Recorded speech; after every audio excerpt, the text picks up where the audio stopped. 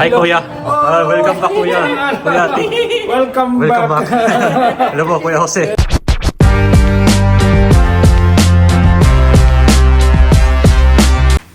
So ayun, magandang tanghali po sa inyong lahat. At maglalaba muna ako ng damit ko ngayong araw bago tayo magkwentuhan saglit. So unahin ko na tong mga yung mga t-shirt na pambahay. Kasi medyo natatambakan na tayo ng labahin ngayon. Kaya tapos nandito lang yung sabon. Paupos na rin yung sabon ko dito. Kaya kailangan ko nang bumili mamaya bago ako umuwi ng bahay. Tsaka nalabas din naman ako ng bahay mamaya. Siguro mga hapon. Meron tayong pupuntahan ulit mamaya. Alam nyo ba na ginabi na ako ng uwi kagabi guys? Nagkaroon kami ng bonengkay kasama yung mga co-workers ko. Ulitin ko po, ang meaning ng bonengkay ay year-end party yan. At nangyayari po ito sa amin once a year, every December. So last year nga pala, meron pala kaming bonengkay nun at ginawa namin yun huling araw ng trabaho namin bago po magbagong taon. This year po medyo napaaga lang po at nangyari po ito nung kagabi. So, ang masasabi ko po na masaya kasama yung mga katrabaho kong mga Hapon dahil lumalabas po yung mga kakulitan nila. Wow. Yung akala mo masyado silang seryoso pagdating sa trabaho, pero pagdating sa inuman at tinamaan na, doon na sila nagiging makulit at nagiging komedyante pa. So, i-rate ko siya ng 9 out of 10 guys dahil mas masaya po yung year-end party namin ngayong taon. At pati nga rin ako ay nakakaramdam pa rin ng hilo sa ngayon dahil kagabi po medyo naparami tayo ng inom. Kasi nakakamiss talagang uminom lalo na pagkatapos ng trabaho kasi masarap kasi sa katawan yun pag nakainom. So meron din ulit kaming bonding kay by next year ulit yun. Talagang nag-enjoy ako sobra dahil sobrang saya nilang kasama. Kahit na ako po yung pinakabata sa amin at yung mga superior ko, yung mga katrabaho ko, mga overage na po. I mean medyo malayo na po yung agwat nila sa akin. So sana sa uulitin. Time check muna tayo. 3:55 na ng hapon. Bale, lalabas muna tayo ng bahay. So sa mga nagtatanong kung saan ako pupunta, babalik po ako ng Philippine restaurant. Kung saan kumain po tayo doon ng last week. Actually, blinag ko na po yan last week at babalik tayo doon. At syempre talagang babalik po kami doon ngayon dahil nga last week nag-promise po kami kay Kuya Jose na babalik kami doon para sa 18th anniversary ng kanilang restaurant. Dahil alam nyo naman po na nakakamiss talagang kumain ng Filipino foods. Okay, nandito na ako sa train station ngayon at pasakay na tayo ng train. Bale, bibili lang muna ako ng ticket sa taas bago tayo makasakay. Ayun, nakabili na ako ng ticket papunta ng Namba at ito nga pala yung presyo. Punta ng Namba, 290 yen. At di na muna ako nag-charge sa may Coca ko. Weather check muna tayo, 11 degrees Celsius po dito ngayon at malamig-lamig po ngayon. Dahil tuloy-tuloy na po yung lamig dito sa Japan, lalo na December na at winter season na po ngayon.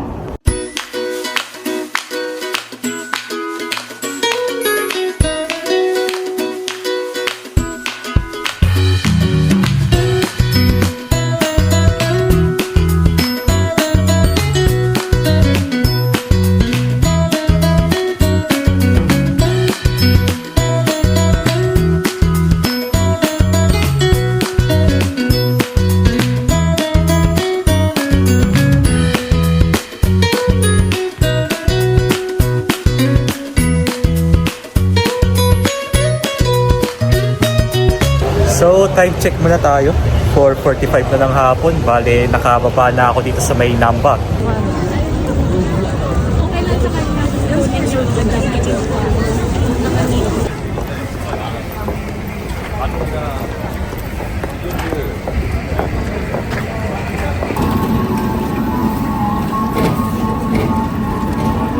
So, dito na pala yung kasama namin ngayon. Ayun po. Kasama lang. Anong siling? Hindi mo kasama? Hindi ka lalabas na sa Trabaho? Papunta pa lang. Okay, tara. Gutom na kaming lahat eh. First time pumunta doon? Saan? Sa Bamboo?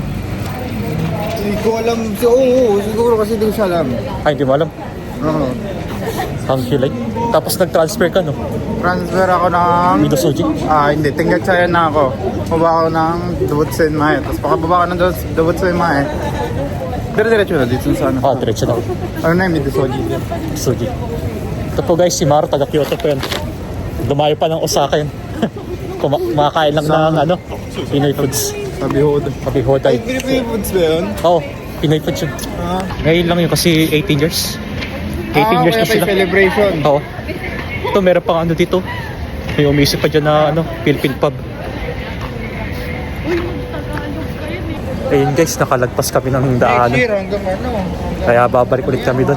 Saka kami kakanan. Medyo nakakalito lang kasi yung daanan dito. Buti na may Google Maps tayo. Marunong ka rin mag-Bisaya? Kunti lang. Kunti lang. Hindi. Ano lang. Gumaya. Hindi na rin ako makaintindi ng ano, Bisaya. Minsan di ako nakakapag diretso na salita ng Bisaya. Pero nakakasagot ako ng Bisaya. Yun. Diretso lang po kuya. Doon na. Yung nakabukas sa pintuan. Sa nyog kami. Okay guys, nandito na ulit tayo sa Bambo. Hi kuya. Welcome back kuya. Kuya, Welcome back. Hello po kuya Jose. Hello, thank you very much. As I promise kuya, di ba? Yeah, thank you. May kasama na.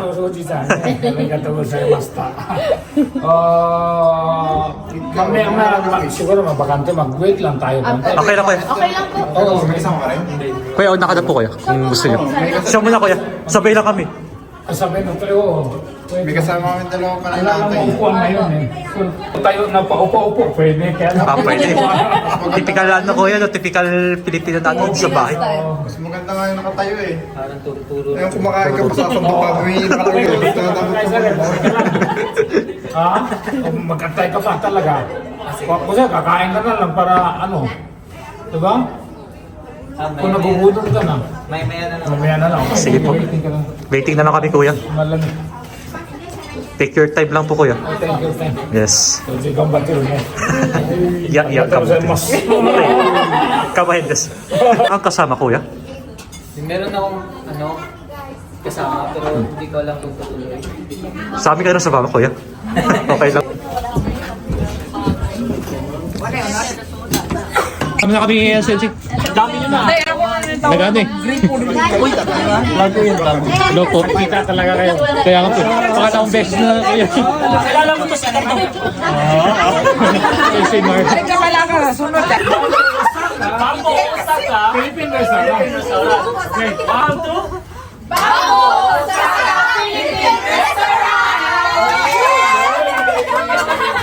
2. Ito may humbas sila.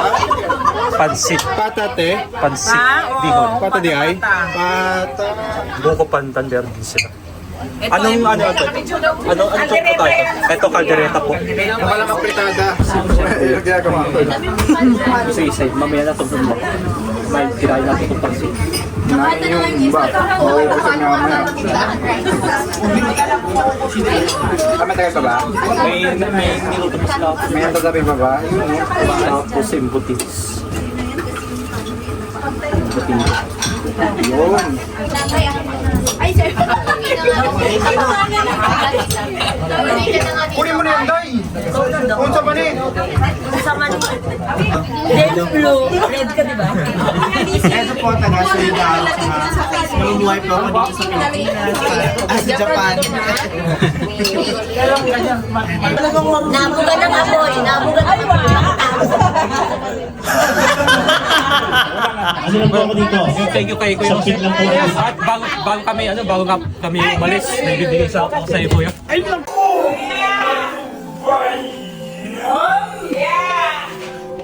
So dumaan muna ako dito sa mall at naisipan ko rin nabilhan ng regalo si Kuya Jose dahil nga 18 years na kasi yung restaurant nila. At nag-promise nga pala ako sa kanya na pupunta ako ng Sabado para ma-celebrate nila yung anniversary nila sa restaurant nila. Kaya meron daw silang tabihoday non or eat all you can for 2,000 yen.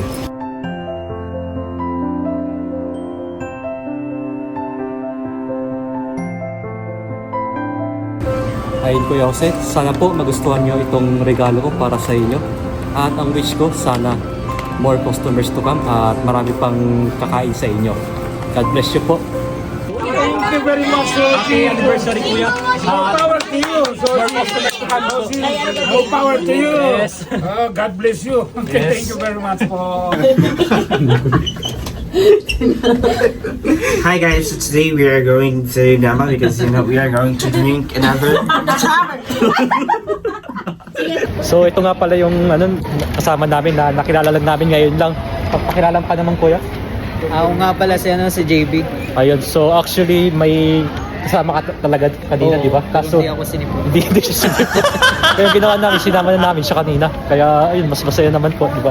Masaya naman po. Masaya naman po. Masaya po itong ganito, hindi pinano. Yung kahit saan makakilala ka ng mga kaibigan mo, Oo. yun yung maganda. Mas maganda pa dito is yung nakakilala ko is mga Pinoy. Oo, yun yung Oo. the best. Iba pa rin talaga pag may nakakilala kang Pinoy, no? Oo. So, nandito nga pala kami sa Sari-Sari Mama. At may titignan lang kami dito saglit. So, tara, pasok na tayo dito. At ito pa yung entrance. Nandito agad si Jollibee. So, ito nga po pala yung available na pagkain nila dito. Mga chichirya. At yung polvoron, yema. Ay, may yema pala sila dito. Mahal nga lang. Tapos Graham, Skyflakes. Meron pa silang chicharon. At Lucky Me, Pancit Canton, meron pa. Hindi talaga mawawala to, guys.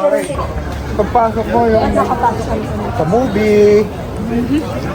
Movie nga ni. Puntik.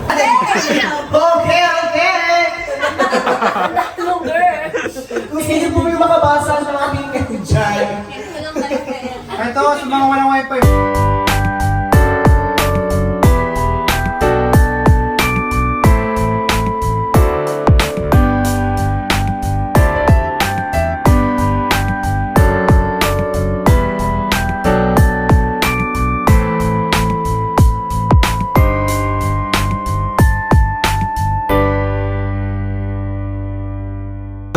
Nice to meet you. Bye guys! Actually, kay Kuya JB is biglaan talagang biglaan pagtagpo namin. Tsaka ako rin. Buti na lang talaga at nagsalita ka nung kanina. Kaya ayun, napasama na rin. Talagang unexpected na bagay na ganun. No? Kasi kanina apat sila. Apat ba? Apat kami nung kanina. Oo, apat. Tapos hindi ka siya, tapos meron sila dalawa. Tapos sabi niya kasi hindi ka daw sumipat nung kanina. Oo, Kaya sinala kala ko namin kasi hindi darating eh. Oo. Kaya unexpected na agad yung pangyayari. Talagang talagang parang tadhana na magkatagpo tayo. Thank you talaga. Thank you. May next time pa ulit. Parang gusto ko yung bumalik na Yes! Na all. Ayun, umalis na yung dalawa. At kaming apat na lang po yung naiwan ngayon. At ayun nga pala, pauwi na rin kaming apat ngayon, guys. At mag-iwan-walay na rin kami doon sa Ekinine. At time check muna tayo. 11:40 na ng gabi. Kaya medyo na late na tayo ng uwi ngayon. Dahil sa sobrang enjoy natin. Hindi na natin namalayan na mag-12 na pala. Kaya habulin natin yung last trip ng train.